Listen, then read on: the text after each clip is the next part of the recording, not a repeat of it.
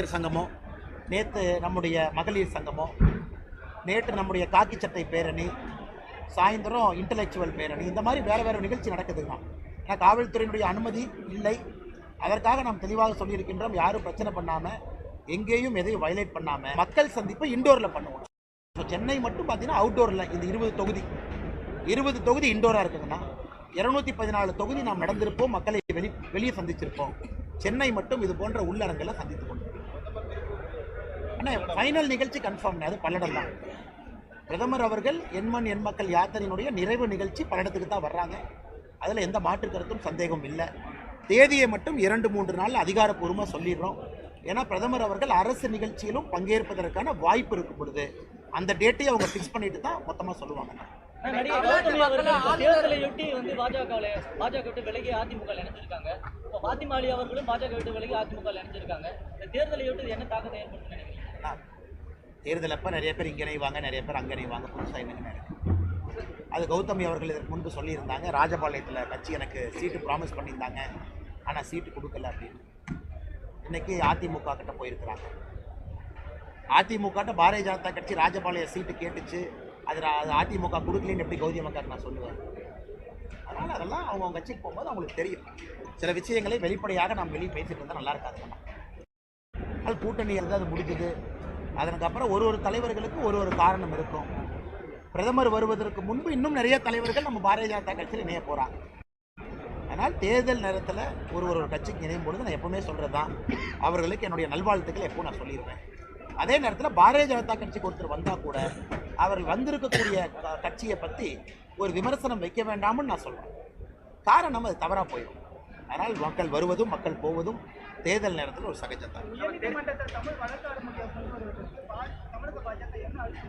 அண்ணே, தமிழகம் பாரதிய ஜனதா கட்சி அழுத்தம் கொடுக்கும் என்பதை தாண்டி 2020 பாரதிய ஜனதா கட்சியினுடைய மூத்த இன்னைக்கு ஒப்பற்ற தலைவர் தேசத்தினுடைய பிரதம மந்திரி திரு நரேந்திர மோடி அவர்களை வெளியிட்டாங்க. அந்தந்த ஊரில் வழக்காடு மொழி என்பது அந்த பிராந்திய மொழிகள் தான் இருக்கணும். அப்போ தான் மக்களுக்கு நீதித்துறையின் மீது முழு நம்பிக்கை வரும், மக்களுக்கு புரியும். இதை ஓப்பனாகவே நம்ம சொல்லியிருக்கோம். அதற்கான நடவடிக்கை எடுக்கணும். நடவடிக்கை 2 பக்கமும் எடுக்கணுங்கண்ணா. இன்னைக்கு தமிழகத்திற்கு சுப்ரீம் கோர்ட்டினுடைய கொலீஜியம் வேறு மாநிலத்தினுடைய ஜட்ஜ் அனுப்புகிறாங்க. அவங்க வந்தோடனே தமிழ் தெரியுமா அவங்களுக்கு? தெரியாது. ஸோ அதனால் உச்சநீதிமன்றமும் தன் கடமையை செய்யணும், அரசும் தன் கடமையை செய்யணும்.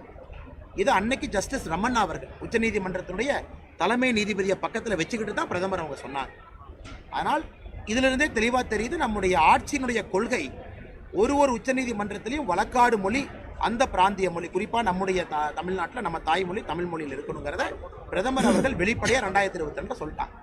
நீங்கள் பாருங்கன்னா, நம்முடைய ஆட்சி முதல் 5 ஆண்டு சில விஷயங்கள் செய்திருக்கின்றோம், அடுத்த 5 ஆண்டு சில விஷயங்கள் செய்திருக்கின்றோம், வரப்போகின்ற 5 ஆண்டுகளில் நிறைய விஷயங்களை செய்ய போகின்றோம். அதில் இதுவும் இருக்கலாம் என்கின்ற நம்பிக்கை எனக்கு இருக்கு. பாஜகவுக்கு தான் அதிக அளவிலான 16,000 கோடி தேர்தல் பத்திரம் மூலமா அவங்க பெறப்பட்டிருக்கிறதா கூறப்படுது. இதை பற்றி உங்களோட கருத்து? அதுதான் சொன்னேன், பாரதிய ஜனதா கட்சிக்கு 52% தான் பாண்டு மூலமாக வரக்கூடிய பணம். திராவிட முன்னேற்ற கழகத்திற்கு 91%. அண்ணே, நீங்கள் நான் இருக்கோம், ஒரு கட்சிக்கு 10 ரூபா கொடுக்குறோன்னு நினைக்கிறோம்.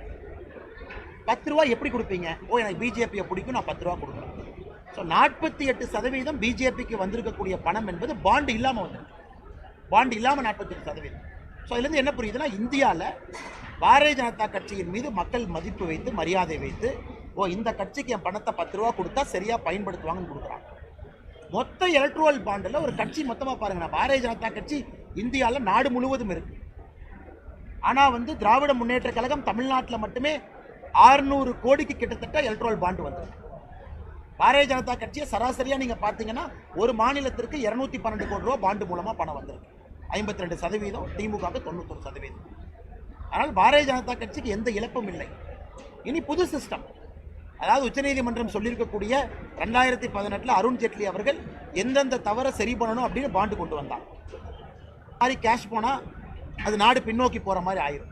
2018 முன்னாடி கேஷ் தான், நீங்கள் கேஷில் கொடுப்பீங்க, கட்சி கேஷில் செலவு பண்ணும்.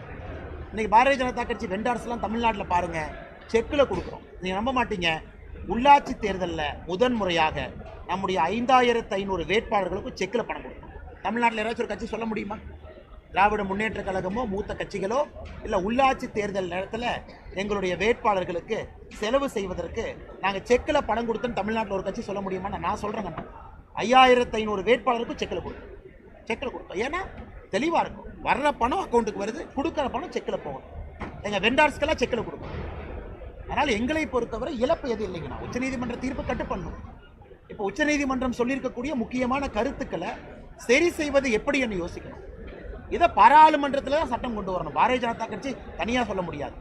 பாராளுமன்றத்தில் சட்டம்ங்கிறது இன்கம் டேக்ஸ் ஆக்டை அமெண்ட் பண்ணி கொண்டு வரணும். அதுவரை பொறுத்திருப்போம்.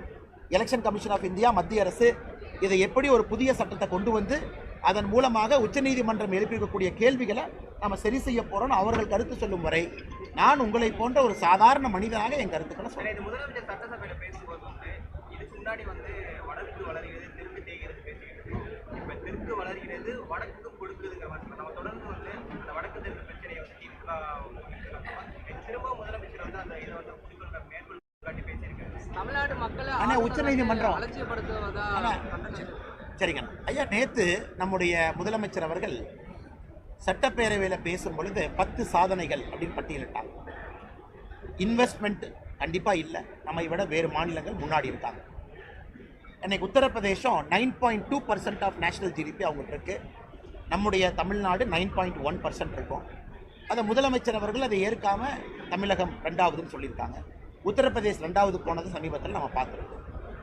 ஆனால் இன்னைக்கு உண்மையை சொல்ல வேண்டும் என்றால் வடக்கு வளர்கிறது, தெற்கு தேய்கிறது அப்படிங்கிறதெல்லாம் விட்டுட்டு தமிழ்நாடு திமுகவால் தேய்கிறதுங்கிறதா உண்மை. இந்த 2024 பாரதிய ஜனதா கட்சி 2024 பாரதிய ஜனதா கட்சி மக்கள் முன்னாடி தமிழகத்தில் வைக்கக்கூடிய கோரிக்கையே தமிழகம் திராவிட முன்னேற்ற கழகத்தால் தேய்கிறது, ஒரு குடும்பத்தால் அழிகிறது, கோபாலபுரத்து குடும்பத்தால் பின்னோக்கி செல்கிறது. இந்த 3 கோஷணையத்தான் நாங்கள் வைக்க போறோம். தமிழ்நாடு திமுகவால் தேய்கிறது, திமுக குடும்பத்தால் அழிகிறது, கோபாலபுர குடும்பத்தால் பின்னோக்கி போகிறது. இதை நாங்கள் பல இடத்துல சொத்து பட்டியல் வெளியிட்டிருக்கோம், டிஎம்கே ஃபைல்ஸ் வெளியிட்டிருக்கோம், ஒருத்தருடைய சொத்தை காட்டியிருக்கோம். இதுக்கு வரக்கூடிய மக்கள் பணத்தை எப்படி சுருட்டுறாங்கன்னு நம்ம பேசியிருக்கோம். அதனால் இவர்கள் என்னதான் கூச்சல் குழப்பம் போட்டாலும் தமிழகம் உண்மையாலும் வளர வேண்டும் என்றால் இங்கிருந்து திராவிட முன்னேற்ற கழகம் என்கின்ற கட்சியை அப்புறப்படுத்தினா மட்டும்தான் முழுமையான வளர்ச்சியை தமிழகம் பார்க்கணும். அது வருகின்ற காலத்தில் நம்ம பேசலாம். முதலமைச்சர் அவர்கள் சட்டப்பேரவையில் சொல்லட்டும், 10,76,000 கோடி மத்திய அரசு எங்களுக்கு கொடுக்கலன்னு சட்டப்பேரவையில் சொல்லி நான் சேலஞ்ச் பண்ணுறேன். 10,76,000 கோடி தமிழகத்திற்கு நம்முடைய மோடிஜி ஆட்சியில் இந்த பட்ஜெட்டு சேர்த்தாம ஃபர்ஸ்ட் 9 பட்ஜெட் அடிப்படையில் ஆட்சி அடிப்படையில் 9 ஆண்டுகளில் 10,76,000 கோடி கொடுத்தது. அது இல்லை என்று மறுக்கும். ஆனால் இவர்கள் என்ன கணக்கு சொன்னாலும் மக்களுக்கு தெரியும், மோடி அவர்களை பொறுத்தவரை தமிழகத்திற்கு எந்த விதமான ஏற்றம் இறக்கம் பார்க்காம தமிழகத்திற்கு கொடுத்துக்கிட்டே இருக்காங்க. திமுகவினால் மட்டும்தான் தமிழகத்தினுடைய வளர்ச்சி குன்றுகிறதோ தவிர வேறு யாராலையும் கிடையாது. பண்றாங்கன்னு சில அம்சங்கள் கோரிக்கை வச்சிருக்கிறாங்க. அவர்களுக்கு எங்கள் ஆதரவு இருக்கு. அண்ணன் கருணாகராஜன் அவர்கள்லாம் போய் பார்த்துட்டு வந்திருக்காங்க, போறாங்க. மறுபடியும் அவருடைய கோரிக்கையை நிறைவேற்றணும். ஆனால் மாற்றுத்திறனாளிகளுக்கு ஒரு பெர்மனன்ட் சொல்யூஷன் வேணும்னா தமிழகத்தினுடைய முதல் குடிமகனா மாற்றுத்திறனாளியை டிக்ளேர் பண்ணணும். அது மட்டும்தான் சொல்யூஷன். தமிழகத்தினுடைய முதல் குடிமகனா மாற்றுத்திறனாளியை டிக்ளேர் பண்ணணும். மாற்றுத்திறனாளினா எல்லா விதத்திலும் மாற்றுத்திறனாளி, வாய், காது, கண், மனநல குன்றியிருப்பது, உடம்புல ஒரு சிறு பிரச்சனை இருக்குது, அவர்களை முதல் குடிமகன், அதான் ஃபர்ஸ்ட் ரைட் அவங்களுக்கு கொடுத்துருக்கு. நம்முடைய தமிழ்நாட்டினுடைய ரிசோர்ஸஸை தமிழ்நாட்டில் இருக்கக்கூடிய நம்முடைய மாற்றுத்திறனாளி குழந்தைகளுக்கு ஃபர்ஸ்ட் ரைட். ஸ்கூலா ஃபர்ஸ்ட் ரைட், பார்க்கிங்கா ஃபர்ஸ்ட் ரைட், மெட்ரோ ட்ரெயின் தனியாக ஃபர்ஸ்ட் ரைட், அரசு பேருந்தில் போகிறாங்களா ஃபர்ஸ்ட் சீட்டு, சினிமா தியேட்டருக்கு போகிறாங்களா முதல் இருக்கை. இதை நீங்கள் கொடுத்தா மட்டும்தானே அதுக்கெல்லாம் சொல்யூஷன்.